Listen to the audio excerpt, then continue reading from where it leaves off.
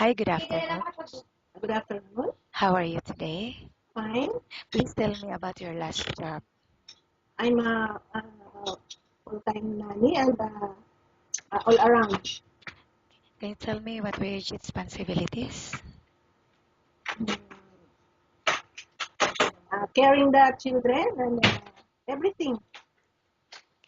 What is the nationality of your employer?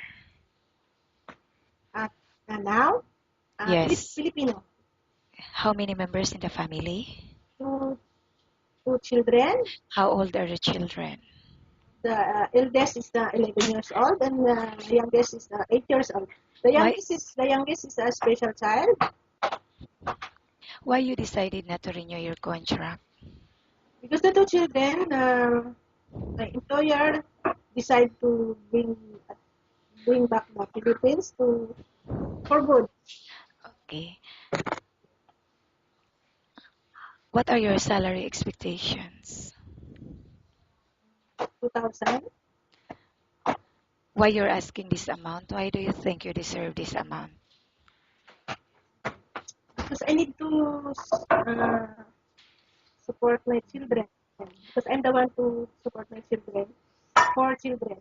What is your favorite task? It is cooking, cleaning, or babysitting? All babysitting, cleaning, everything. What type of food can you cook? Filipino food. What is your first action when a baby cries out loud?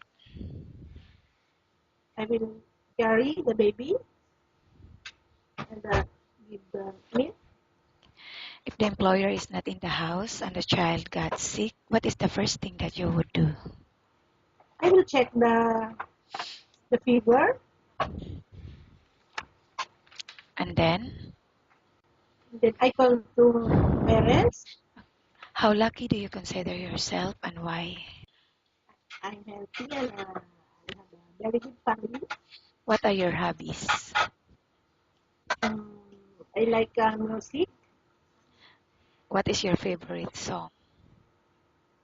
Um, the old songs. I Okay, and how many years do you want to work here in UAE for? If my children finish studying, I will go back to the Philippines. Maybe 4 years. Why do you think you would be a good full-time housemate? Because I trust myself. I can do everything.